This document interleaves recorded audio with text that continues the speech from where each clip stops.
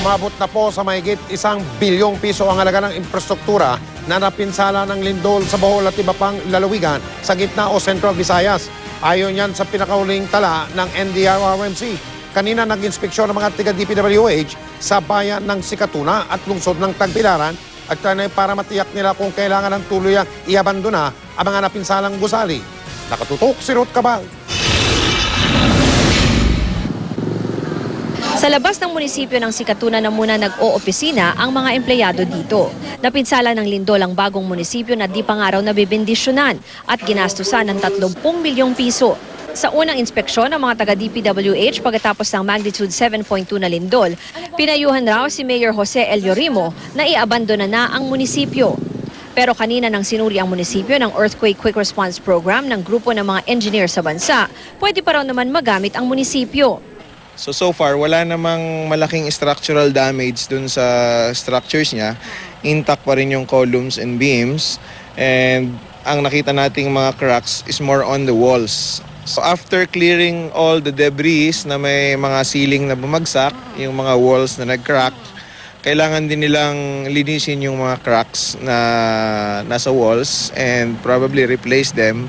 Then that's the time that they could utilize for normal occupancy yung building. Buti ng maniguro para peace of mind na kung sakali may bago, at least hindi nagagalaw mong yung isip natin.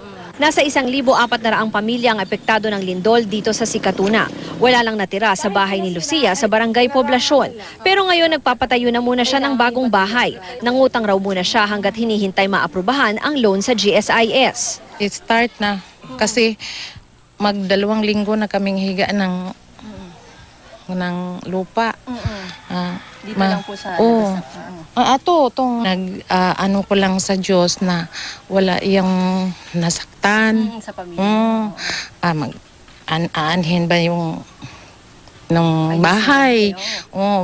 Ang importante, labas ang lahat, walang nasaktan, walang casualties. Ang bahay naman ni Nino may konting pinsala ang haligi o kolum ng bahay. Pero sa labas pa rin daw sila natutulog dahil sa takot sa mga aftershock. Dagdag kami ng ganito rin kalaki dito.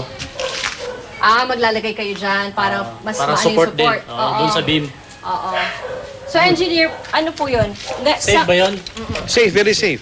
Pwede sila matulog sa loob. Pwedeng matulog Pero wala pa, nandito sa Pero sir, bakit may tent kayo dyan? Anong pwede Nandito lang kasi may mga aftershocks pa. Inikot na rin ng Provincial Engineer's Office ang ilang opisina sa Kapitolyo sa Tagbilaran. Ang opisinang ito ng DENR halimbawa di pa raw pwedeng magamit hanggat di maayos ang mga pader. Sa pinakahuling tala ng NDRRMC, aabot na sa mahigit 1 bilyong piso ang halaga ng infrastrukturang napinsala sa Bohol at iba pang probinsya sa Central Visayas dahil sa lindol. Mula sa Bohol, Ruth Cabal, Nakatutok, 24 Oras.